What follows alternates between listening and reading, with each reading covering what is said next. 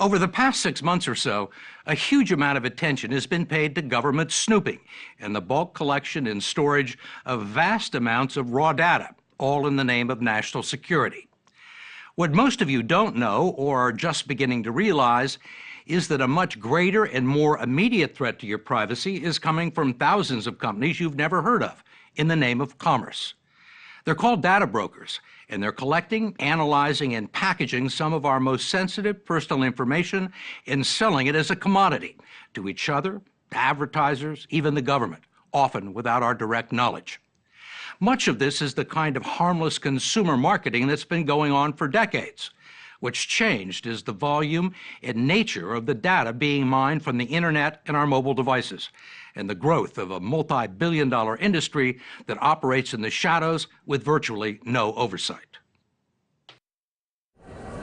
Companies and marketing firms have been gathering information about customers and potential customers for years, collecting names and addresses, tracking credit card purchases, and asking people to fill out questionnaires so they can offer discounts and send catalogs. But today, people are giving up more and more private information about themselves online without knowing that it's being harvested and personalized and sold to lots of different people. Our likes and dislikes, our closest friends, our bad habits, even our daily movements, both on and offline. Federal Trade Commissioner Julie Brill says we've lost control of our most personal information.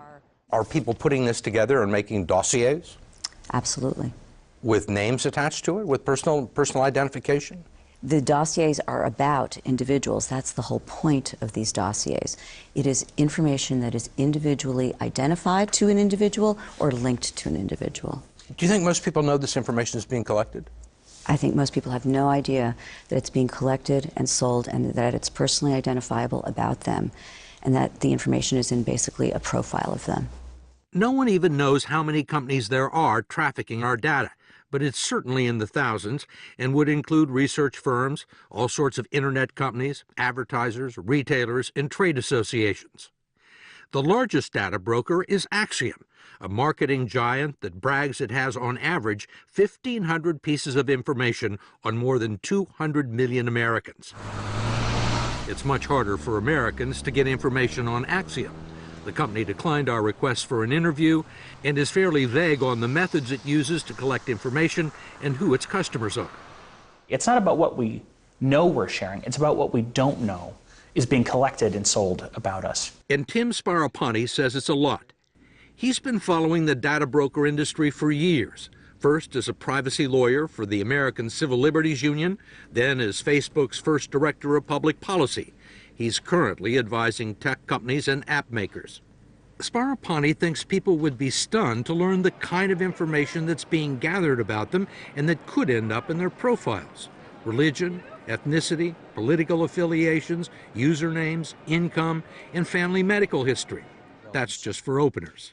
What about medications? Certainly. You can buy from any number of data brokers by malady the list of individuals in America who are afflicted with a particular disease or condition. Alcoholism? Yes, absolutely. Depression? Certainly. Psychiatric problems? No question. History of genetic problems? Yes. Cancer, heart disease, you name it, down to the most rare and unexpected maladies. Sexual orientation? Of course. How do they determine that? Well, based on a series of other data points they've bought and sold.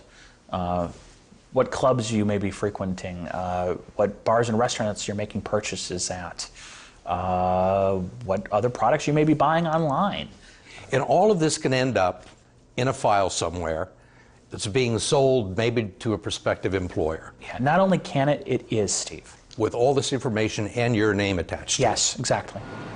Sparapani says data brokers have been flying under the radar for years, preferring that people know as little as possible about the industry and the information that's being collected and sold. But the evidence is there, if you know where to look. We were able to go online and find all sorts of companies peddling sensitive, personalized information. A Connecticut data broker called Statlistics advertises lists of gay and lesbian adults and Response Solutions, people suffering from bipolar disorder.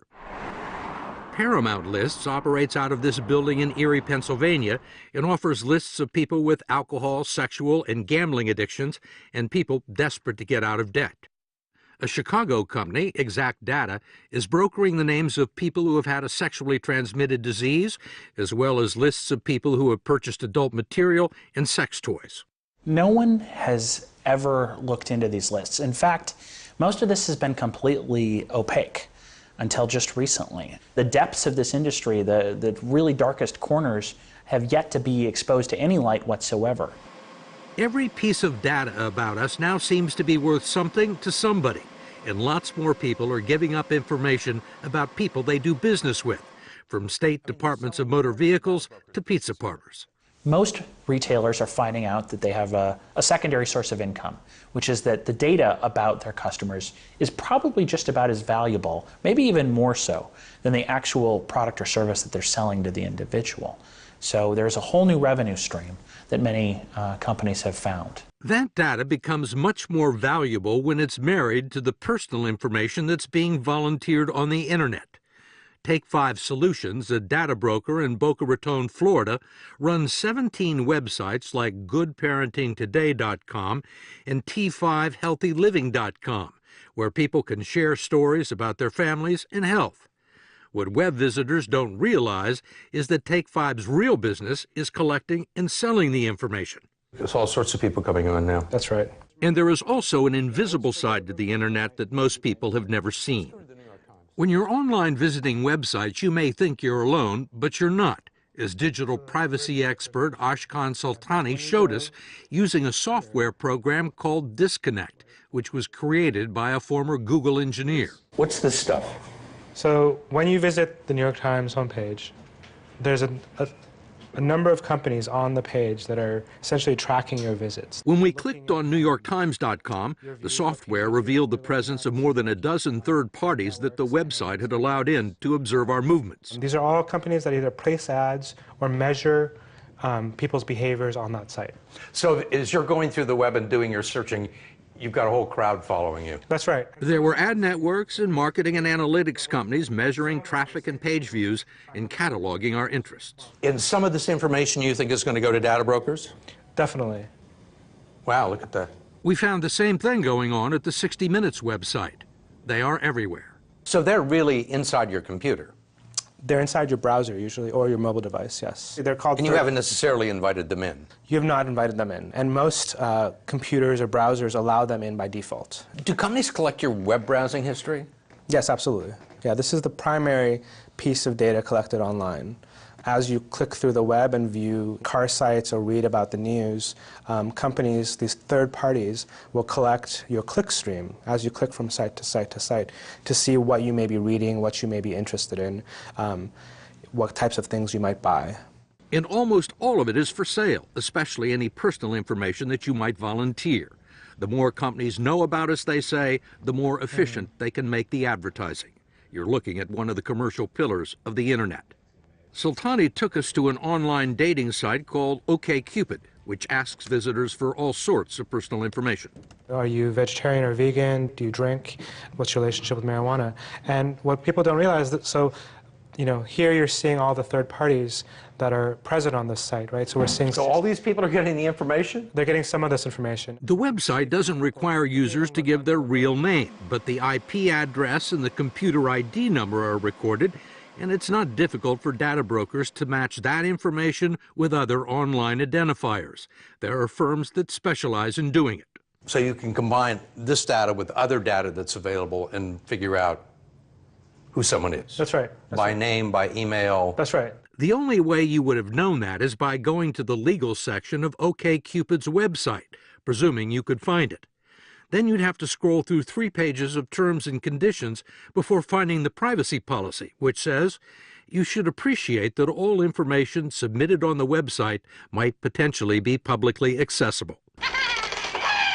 And if you were one of the billion people who have downloaded the popular game app Angry Birds to your smartphone, or you were one of the 50 million people who downloaded the Brightest Flashlight free app, you didn't realize that the companies that gave them to you for free were using the apps to track your every movement and passing it on to other companies. Your smartphones are basically little mini tracking devices, and it's collecting information about where you are traveling through the day as it's on in your pocket or in your purse. Federal Trade Commissioner Julie Brill says geolocation data on individuals has become a hot commodity. How sensitive is that information? It's the kind of information that really talks about who you are on a day-to-day basis, where you go, and who you might be visiting with, what shops you may frequent, what time you come home, what time you leave.